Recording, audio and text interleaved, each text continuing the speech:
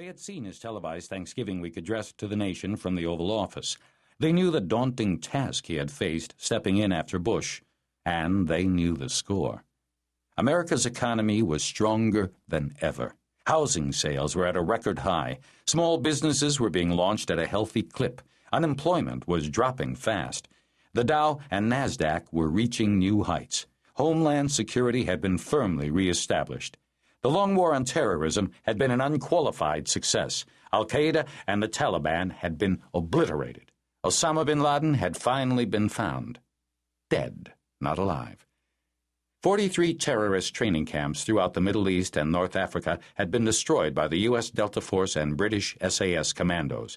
Not a single domestic hijacking had occurred in the past several years. Not since a U.S. Air Marshal put 3 bullets in the heart of a Sudanese man who single-handedly tried to take over a U.S. Airways shuttle from Washington Dulles to New York.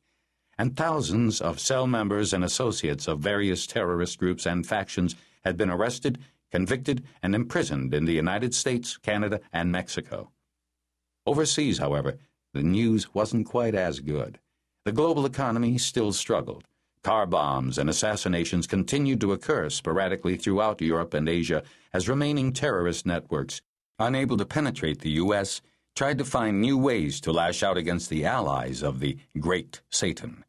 One newspaper editorial said the U.S. seemed to be playing terrorist whack-a-mole, crushing the heads of some cells at home only to see others pop up around the world. This was true. Many Americans still felt unsafe traveling overseas, and global trade, though improving, remained somewhat sluggish.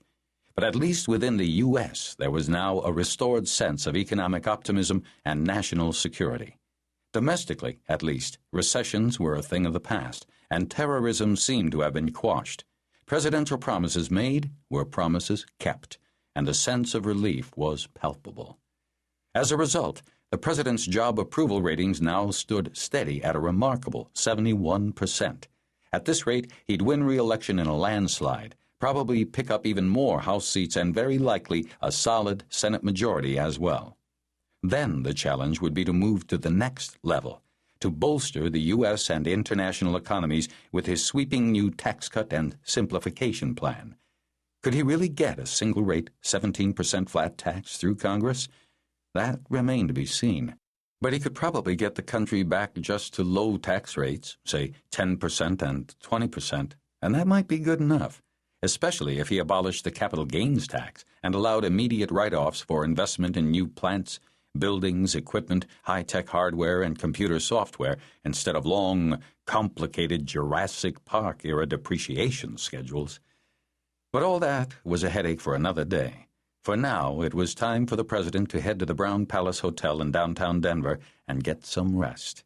Wednesday night, he'd attend a Thanksgiving Eve party and raise $4.2 million for the RNC, then join his family already up at their palatial lodge, nestled on the slope of the Rockies in Beaver Creek, for a cozy, intimate weekend of skiing and turkey and chess. He could smell the fireplace and taste the sweet potatoes and marshmallows even now. The motorcade cleared the airport grounds at 12:14 a.m. Wednesday morning. Special Agent Charlie McKittrick of the U.S. Secret Service put down his high-powered night vision binoculars and looked north, scanning the night sky from high atop the DIA control tower.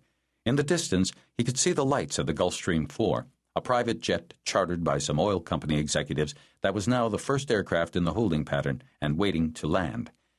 Whenever the president, vice president, or other world leader flies into an airport, all other aircraft are prevented from landing or taking off, and the agency tasked with maintaining complete security puts an agent in the tower to keep control of the airspace over and around the protectee.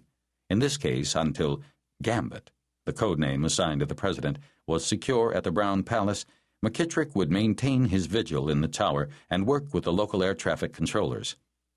The holding pattern was now approaching 5 hours in length, and McKittrick had heard the G4 pilots repeat 4 times that they were running low on fuel. He hardly wanted to be responsible for a screw-up.